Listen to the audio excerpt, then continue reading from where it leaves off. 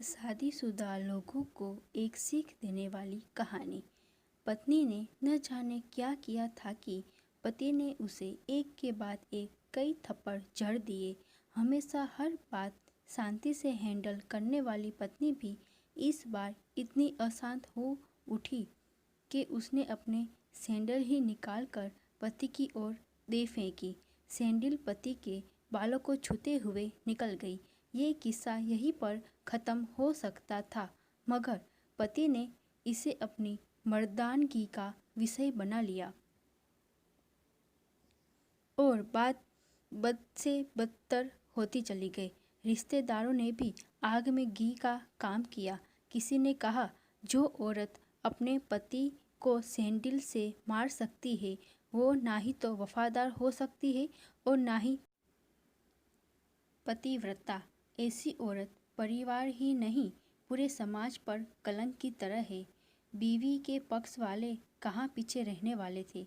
किसी ने कहा, 21वीं सदी में भी जो स्त्री के साथ मारपीट करते हैं उन्हें तो जेल भेज देना चाहिए।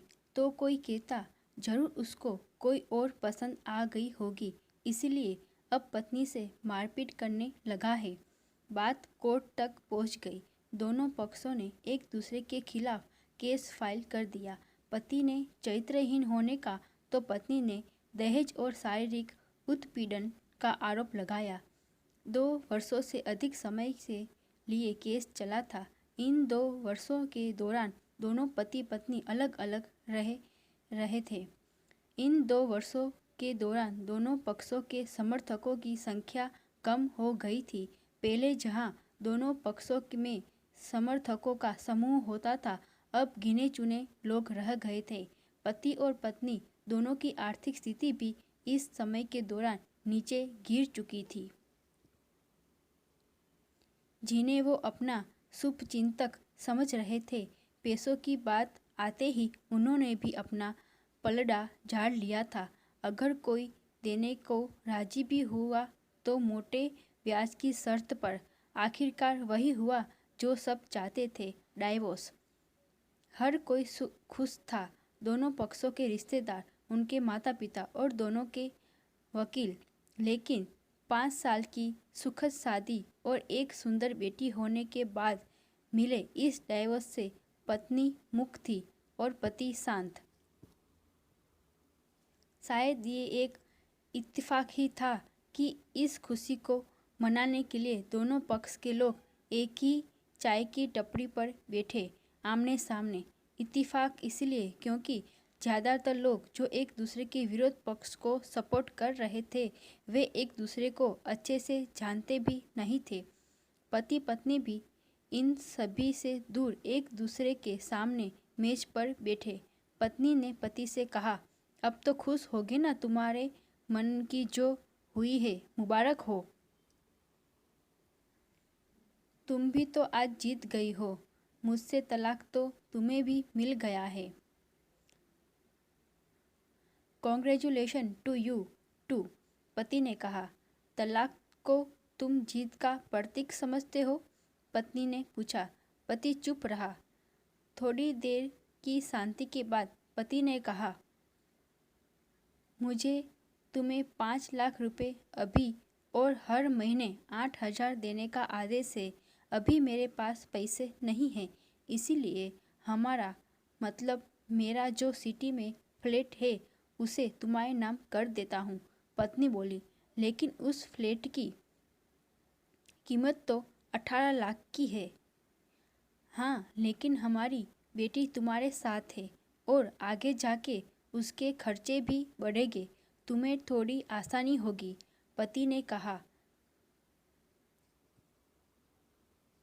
नहीं नहीं, मुझे सिर्फ 5 लाख ही देना और तुम हर महीने 8,000 तो देने ही वाले हो। मैं मैनेज कर लूँगी। अगर 5 लाख नहीं है तब भी कोई बात नहीं, पत्नी बोली। दोनों फिर से शांत हो गए। पति सोचने लगा, कितनी भोली और समझदार है यह औरत, जो कुछ समय पहले तक मेरी पत्नी थी और अब अनजान। ये वही है जो कम से कम खर्चे में घर चलाती और पैसे बचाकर मेरे जन्मदिन पर और बर्थडे पर हमेशा मेरे लिए नए कपड़े खरीद लाती। कभी बीमार भी हो जाती तो पैसे बचाने के लिए मुझे मालूम न होने देती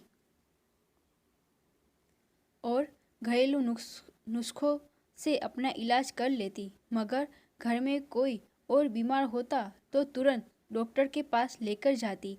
मेरी ही मति मारी गई थी। मैं ही अपनी झूठी मर्दानगी के चक्कर में इतनी बड़ी गलती कर बैठा। पत्नी के दिमाग में भी उथल पुथल चल रही थी। अभी भी वैसे का वैसा ही है। पहले भी खुद से ज़्यादा हमारे बारे में सोचता था और अब भी वही कर रहा है। ये वही आदमी है जो मुझे एक्सीडेंट से बचाने के लिए खुद मोटरसाइकिल के आगे कूद पड़ा था और अपनी उंगली टुड़वा बैठा था। पता नहीं कौन सी मनहूस घड़ी में मैं झगड़ा कर बैठी। पति ने मौन तोड़ते हुए पूछा, अब तुम्हारे कमर का दर्द कैसा है? ज़्यादा तकलीफ तो नहीं होती? पत्नी हल्का सा मुस्कुराई और बोली, अभी भी होता है। वो तो होगा ही। तुम योगा या कसरत भी तो नहीं करती हो। अब किसी गायनेकोलॉजिस्ट को जरूर दिखा देना, पति ने कहा। तुम बताओ, तुम्हारा अस्थमा कैसा है अब? क्या अभी भी दौरे पड़ते हैं? पत्नी ने पूछा। हाँ, पड़ते हैं, पहले से ज़्यादा, क्योंकि अक्सर इनहेलर भूल जाया करता हूँ याद दिलाने के लिए। तुम जो नहीं हो अब, पति बोला। पत्नी की आंखों में आंसू आ गए। वो बोली, तुम्हें मेरे चरित्र पर सवाल नहीं उठाने चाहिए थे तो ये परिस्थिति आती ही नहीं। हाँ, मैं जानता हूँ तुम बहुत अच्छी हो। मुझसे गलती हो गई, बहुत बड़ी गलती। मैं लोगों के बहकावे में आ गया था, पति बोला। तुमने भी तो मुझ पर दहेज का इल्ज़ाम लगाया था, वो बोला। गलत था और इस बात का मुझे भी पछतावा हुआ, पत्नी ने कहा। पति कुछ कहना चाह रहा था लेकिन हिचकिचा रहा था। पत्नी ने पूछा, कुछ कहना चाहते हो? वो बोला, क्या सब पहले जैसा नहीं हो सकता? क्या मतलब? पत्नी बोली। मतलब कि हम फिर से पहले की तरह पति पत्नी बनकर, सच्चे दोस्त बनकर नहीं रह सकते, पति बोला। पर ये डाइवोर्स के पेपर दिखाते हुए पत्नी ने कहा। फाड़ देते हैं, पति ने अपने पास रखे डाइवोर्स के पेपर फाड़ते हुए कहा। पत्नी ने भी अपने पास रखे पेपर फाड़ दिए। सभी हैरान थे। वकील, रिश्तेदार और माँ बाप, पति पत्नी दोनों एक दूसरे के हाथ में हाथ पकड़ते अपने घर की तरफ चल गए। दोस्तों, ये कहानी उन हर पति पत्नी के लिए बड़ी सीख है जो छोटी छोटी बातों पर लड़ते हैं और इन झगड़ों को बड़ा बना के अलग होने का डिसीजन लेते हैं। प्यार और झगड़ा तो एक सिक्के की दो पहलुओं की तरह है। दोनों को स्वीकार करना होगा, तभी ये पवित्र रिश्ता उसकी मंजिल तक पहुंच पाएगा। अगर आपको हमारी कहानी पसंद आई हो तो उसे लाइक करें, शेयर करें, सब्सक्राइब करें। धन्यवाद दोस्तों।